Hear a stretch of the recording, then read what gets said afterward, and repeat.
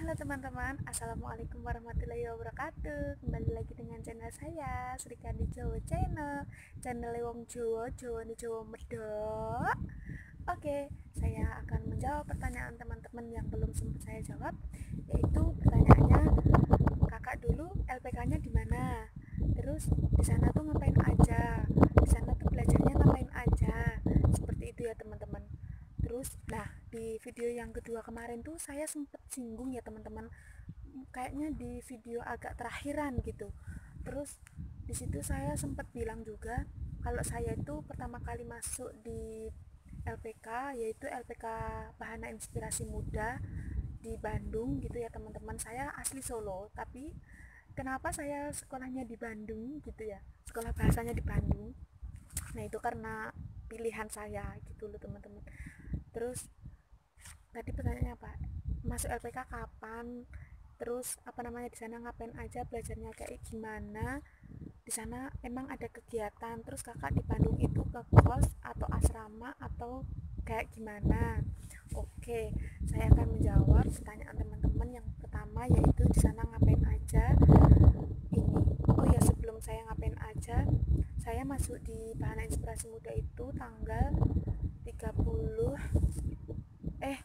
saya ngikutin tes itu tanggal 30 Agustus 2018. Terus bulan 10 bulan Oktober 2018 itu saya sudah masuk di LPK Bahana Inspirasi Muda. Nah sebelum itu saya itu kuliah lulus tahun 2018 bulan September. Terus Agustusnya itu saya mengikuti apa namanya tes kayak gitu ya. Nah sebelum tes wawancara di tanggal 30 itu saya udah mengikuti seleksi terus apa namanya, seleksi itu yang dari pihak Bahana Inspirasi Muda itu datang ke Solo, dan di situ tuh kayak tes tertulis, terus apa namanya sosialisasi bagaimana LPK Bahana Inspirasi Muda, seperti itu ya teman-teman. Lalu di tanggal 30 itu saya wawancara kayak gitu.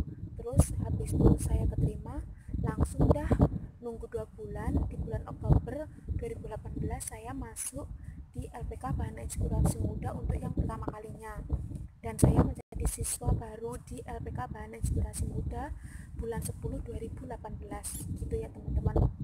Terus yang kedua, masih seliput dengan LPK, di sana tuh belajarnya kayak gimana. Oke, di sana itu belajarnya gini ya teman-teman, masih sama dari dulu sampai sekarang. Itu belajarnya 6 bulan 6 bulan belajar bahasa di LPK. Habis itu di waktu belajar itu kita belajarnya semua sekitaran Jepang, sekitar bahasa Jepang, budaya Jepang, terus apa namanya keseharian di Jepang, kebiasaan di Jepang, tentang tentang kehidupan orang Jepang kayak gitu ya teman-teman. Jadi semuanya itu semua serba serba kayak di Jepang. Di asrama, saya tinggal di asrama ya teman-teman, yang pertanyaan teman-teman nanti saya akan jawab. Terus di LPK itu sendiri saya belajar selama 6 bulan. Habis itu selama 6 bulan di situ apa namanya, belajar bahasa, belajar kosakata, belajar kanji, terus kanji Jepang ya khususnya teman-teman, kosakata juga kosakata Jepang, kotoba kayak gitu. Terus bahasa sehari-hari di Jepang, terus cara ngomong di Jepang, terus cara menyusun kalimat di Jepang kayak gitu. Terus belajar soal ujian di Jepang kayak gitu teman-teman. Pokoknya semuanya itu ada di situ di LPK Bahana Inspirasi Muda gitu ya teman-teman. Terus yang pertanyaan kedua, kegiatannya ngapain aja? Ya itu paling yang kalian tanyakan, soalnya saya sendiri orangnya bukan orang Jawa Barat, bukan orang Bandung, saya ini orang Jawa Tengah, orang Solo, dan orang Jawa khususnya. Dan di Bahana sendiri tuh saya terlihat terlalu medok banget ya teman-teman, sampai senseiku aja bilang, si Asep sensei ya, Fitri gitu katanya, Fitri Sang, hai sensei, hai sensei. Terus hari berikutnya, Fitri Sang dalam, dalam, maaf salah sensei saya gitu. Karena terbiasa ya kalau dipanggil orang tua yang lebih atas dari kita, khususnya itu kayak bahasa gitu loh, bosong loh guys.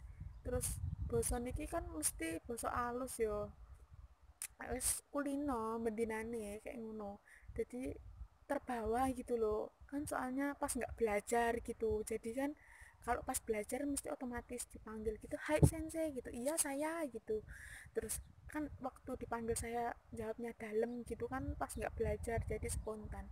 Terus balik lagi ke pertanyaan yang di sana tadi, kegiatannya ngapain aja. Kegiatannya itu yaitu yang dari kita pagi, pagi itu kita sekolah, pagi sekolah sampai sore.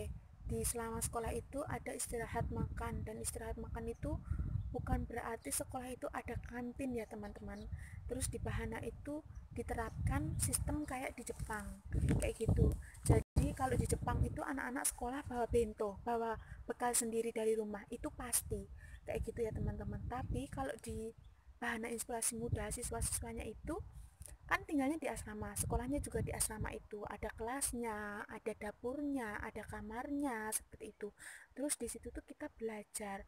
Nanti kalau jam 12 sampai jam 1 itu istirahat siang, kita makan siang bareng-bareng di situ, di tempat rumah makan, di ruang makan, di sokudo gitu ya bahasa Jepangnya.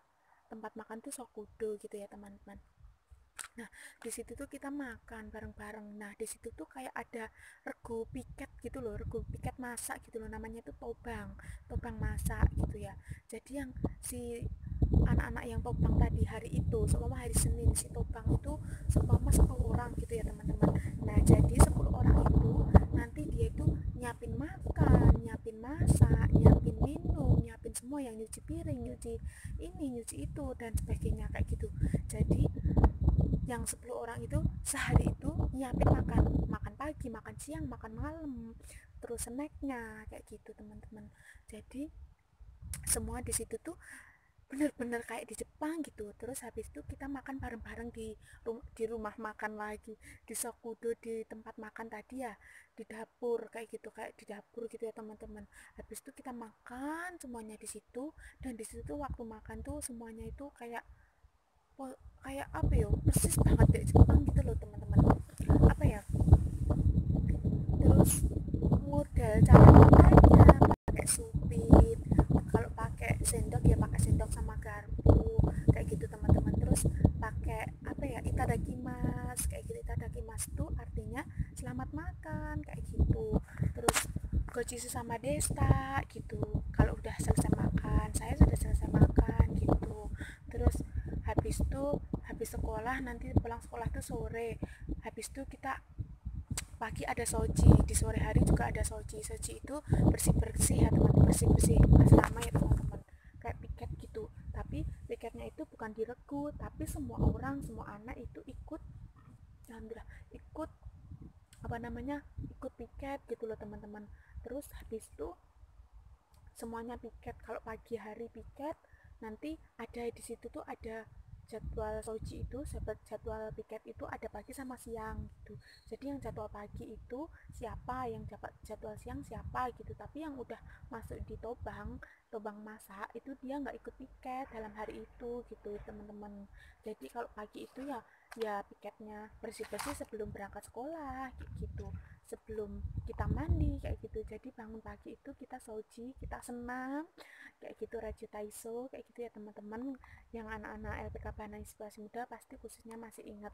Terus habis itu kita bersih-bersih, terus siap-siap mandi kayak gitu, siap-siap berangkat sekolah, dandan, terus kita sekolah kayak gitu. Habis itu kita di waktu sekolah itu kita ada core, apel pagi kayak gitu ya teman-teman. Apel pagi, habis itu habis apel pagi langsung dah kita belajar kayak gitu, belajar sampai sore. Nanti setelah selesai belajar kita juga ada lagi soji, soji sore.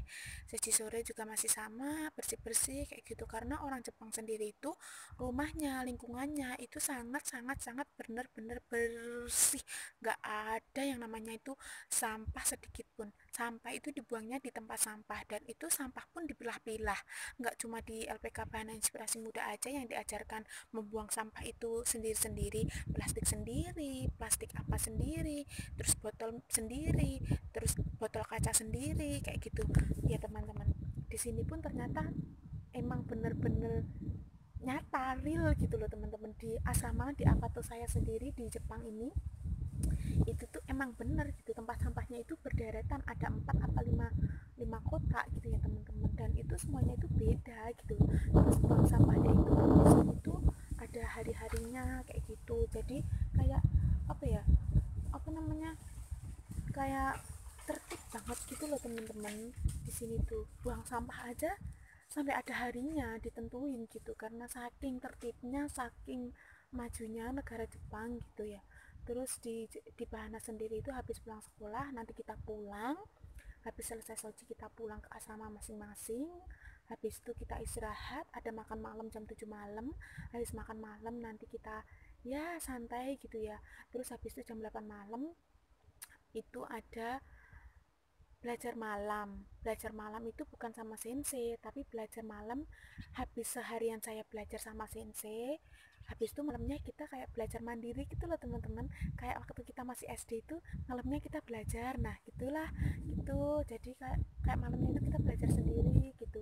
Kayak mengulang belajar yang kita belajar sama sensei di pagi hari kayak gitu. Terus apa namanya? Kita belajar sendiri sampai jam 10 malam. Habis itu kita pulang ke rumah masing-masing, ke kamarnya masing-masing, ke asramanya masing-masing, sampai lagi ketemu pagi kayak gitu ya teman-teman. Terus itu sekolahnya itu Senin sampai Jumat, karena di Jepang sendiri sekolah itu juga Senin sampai Jumat kayak gitu. Terus Sabtunya itu setiap Sabtu 2 minggu sekali itu ada yang namanya Osoji gitu ya teman-teman. Masih ingat Soji itu bersih-bersih, kalau Osoji berarti bersih-bersih besar gitu. Jadi semua yang ada di asrama itu dibersihkan gitu, namanya Osoji. Kayak gotong royong gitu, kayak kayak apa ya, kerja bakti ngono loh kalau di desa gitu. Jadi semua itu, semua lingkungan itu dibersihkan, dari luar, dari parkiran, dari jalan depan depan depan asrama kayak gitu, padahal itu jalan raya. Terus dapur, terus kamar, semuanya itu diangkat semuanya, baju-baju diangkat semuanya kayak gitu. Jadi di bawah bedo, di bawah amben, lincak kayak gitu tuh nggak ada yang namanya barang, terus dibersihkan kayak gitu ya teman-teman. Jadi semuanya itu di situ kebersamaannya itu sangat erat, kekeluargaannya, apalagi satu angkatan itu benar-benar sangat sangat kayak di situ menemukan sebuah keluarga kecil yang dimana di situ tuh sama-sama berjuang, sama-sama kita punya tekad, punya tujuan yang sama, dan kita itu saling mensupport, saling mendukung satu sama lain gitu loh teman-teman. Jadi kalau saya nggak bisa, teman saya ngasih tahu, ngajarin kayak gitu. Jadi saling melengkapi kayak gitu. Terus di situ tuh saya diajarkan sebagai menjadi seorang pemimpin. Di situ tuh kayak ada belajar kepemimpinan gitu loh teman-teman. Jadi di Jepang itu biar saya terbiasa gitu loh. Terus apa namanya, saya bersyukur sebelum saya kuliah saya itu sangat aktif di sebuah kegiatan ya teman-teman. Di kuliah sendiri saya juga gitu. Jadi saya masuk di LPK Bahana Inspirasi Muda itu benar-benar beruntung, karena di situ ada pembelajaran tentang kepemimpinan, terus ketertiban, terus keamanan, terus kayak gitulah. Belajar kedisiplinan di Jepang, keamanan di Jepang, kedisiplinan, kerapian kayak gitu. Jadi nanti saya akan cantumkan sedikit foto di video saya bagaimana keadaan saya waktu sekolah, waktu belajar di LPK Bahana Inspirasi Muda kayak gitu ya teman-teman. Pokoknya saya itu masuk di LPK Bahana Inspirasi Muda itu sangat bersyukur. Di situ belajar bahasa komplit. Terus di situ tuh banyak jurusan, ada Ryukakse, ada Kinojisuse, ada EPA, program pemerintah yang itu yang apa namanya, kerja juga di Jepang, yang khususnya lansia ya teman-teman, perawat maksudnya kayak gitu. Terus di situ tuh belajar budaya Jepang, terus apa namanya, semuanya dah pokoknya komplit banget di situ tuh di LPK Bahana Inspirasi Muda. Jadi saya sebagai alumni LPK Bahana Inspirasi Muda, saya benar-benar sangat bersyukur, tidak ada rasa kecewa, benar-benar bersyukur. Di situ saya lulus, saya mendapatkan banyak berkah, banyak keuntungan gitu loh teman-teman. Dan salah satunya saya bisa berdiri di sini di Jepang khususnya, saya sangat bersyukur gitu. Saya sudah kayak kayak melontarkan cita-cita saya gitu loh teman-teman.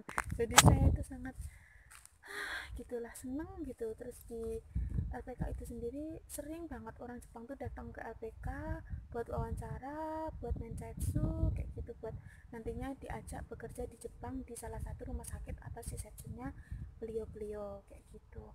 Jadi itu tadi seliputan saya cerita apa namanya, kisah saya di LPK gimana, teman-teman LPK gimana, keadaan asrama gimana, belajarnya kayak gimana gitu ya teman-teman.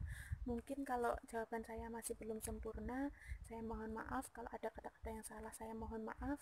Jika kalian masih ada pertanyaan, silahkan komen atau silahkan email, atau apa namanya, lebih baik email juga sih, karena kalau di DM itu suka numpuk teman-teman, jadi saya nggak sempat baca, terus saya udah bales yang satu, nanti yang lainnya ketumpuk kayak gitu. Jadi lebih baik email atau komen di komentar di YouTube bawah ini kayak gitu ya teman-teman. Oke, semoga video ini bermanfaat buat kalian semua. Yang kalian masih bingung mau milih LPK, mau belajar bahasa kayak gimana, silahkan dipikirkan, dan benar-benar kalian harus mantap dengan pilihan kalian masing-masing. Jangan menyerah, jangan mudah patah semangat, jangan ragu dengan tekad kalian, karena tekad kalian itu adalah masa depan kalian. Oke, terima kasih sudah menonton video saya. Saksikan video saya selanjutnya. Terima kasih. Assalamualaikum warahmatullahi wabarakatuh.